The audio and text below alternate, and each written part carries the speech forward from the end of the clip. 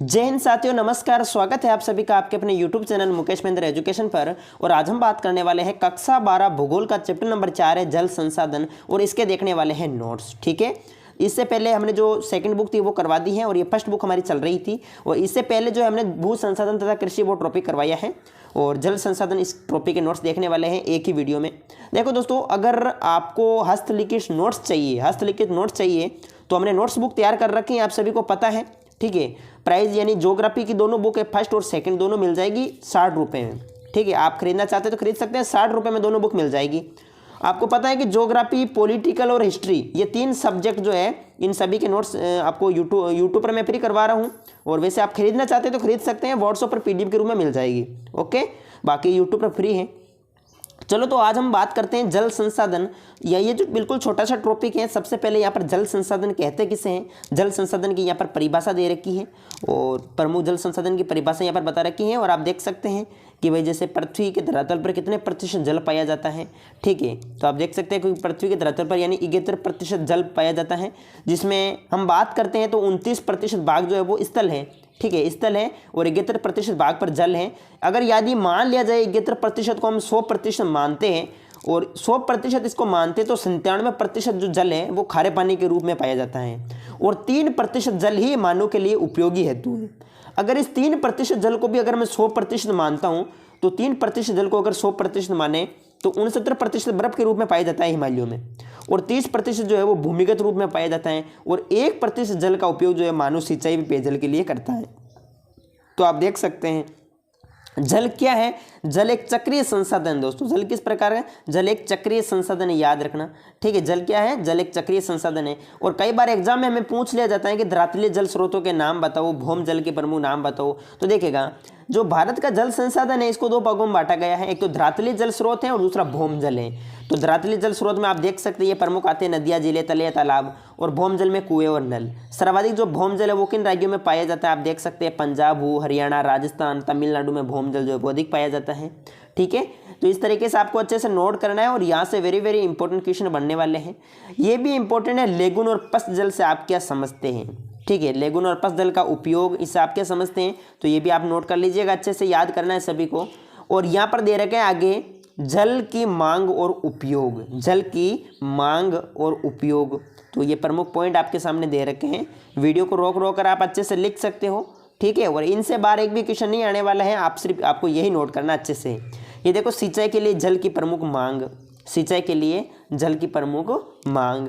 और यह है संभावित जल समस्या, संभावित जल समस्या।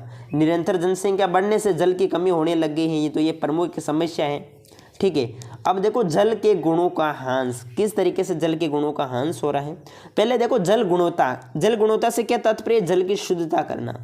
ठीक है, जल की शुद्धता करना। तो जल के गुणों का किस प्रकार से ह्रास हो रहा है, देख सकते हैं अपशिष्ट पदार्थ जो है वो जल में मिलने से जल के गुणों का ह्रास हो रहा है। ठीक है, इस तरीके से पॉइंट बाय पॉइंट आपको लिखना है। यह जल संरक्षण और प्रबंधन, किस तरीके से हम जल को बचाना चाहिए, किस तरीके से उसका प्रबंधन करना चाहिए, पॉइंट बाय पॉइंट दिए हुए हैं, आप अच्छे से नोट करेंगे दोस्तों।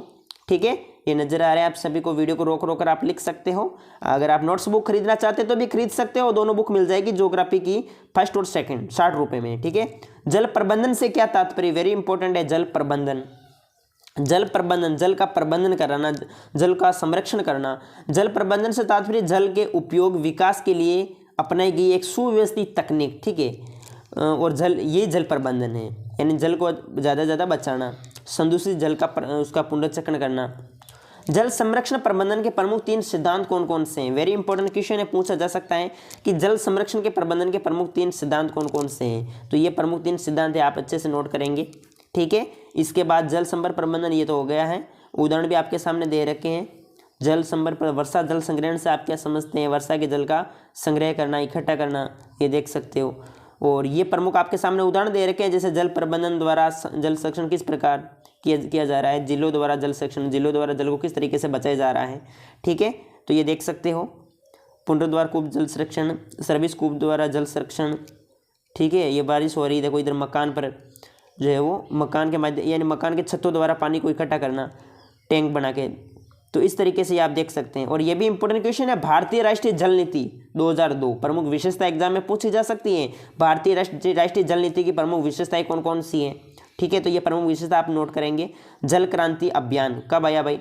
2015-16 में। उद्देश्य क्या है? अधिक से अधिक जल को बचाना। ये तो अपना आप जो है अपने बौद्धिक क्षमता के अनुसार लिख सकते हैं अगर इस प्रकार से क्वेश्चन आ जाए तो, ठीक है। जल को किस तरीके से बचाना चाहिए।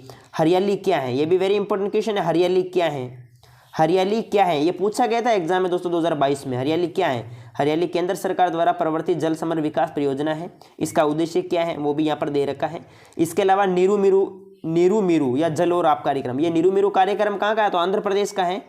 और अरवानी पानी संसद कार्यक्रम, ये पूछा गया अलवर राजस्थान का अरवानी संसद कार्यक्रम, याद रखना। अरवानी पानी संसद कार्यक्रम अलवर राजस्थान और नीरू मीरू कार्यक्रम आंध्र प्रदेश का है। तो इस तरीके से ये हमारा टॉपिक कंप्लीट होता है मेरे हिसाब से। वीडियो आप सभी को अच्छा लगा होगा। अच्छा लगा तो लाइक करें और चैनल पे नहीं तो जरूर सब्सक्राइब करें। अगर आप नोट्स बुक खरीदना चाहते हैं तो मेरे इन नंबरों पर मैसेज करें। ओके, व्हाट्सएप पर मिल जाएगी PDF के रूप में। ठीक है। जय हिंद, जय भारत।